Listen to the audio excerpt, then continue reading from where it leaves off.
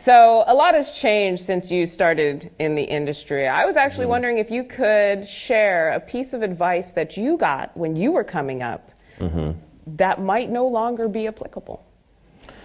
That might not longer be applicable? Well, let me give our new industry. Well, I'll give you one that's still applicable first. That's fine. There's always room for another good writer. Always, okay? You have a good story to tell, you know, and you tell it in a good way, there's always room for that. Don't ever think the door is closed on that. Always, always, always. That is great advice, you know. And you can always write, you know, it's the other thing, you know.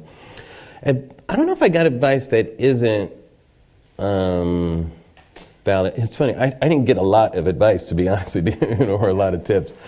I was a real join the circus type of person. I just went off and kind of started doing things and, you know, went from thing to thing.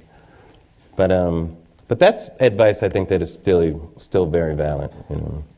So then, given our new the new environment of the media industry, what have you learned over your time, and what recommendations would you give to our room full of students?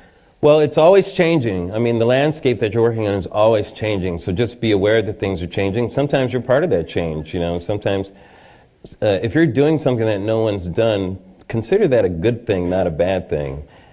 Consider people not being able to understand your thing not a bad thing, but it can be a good thing because you might be leading the way instead of following the way.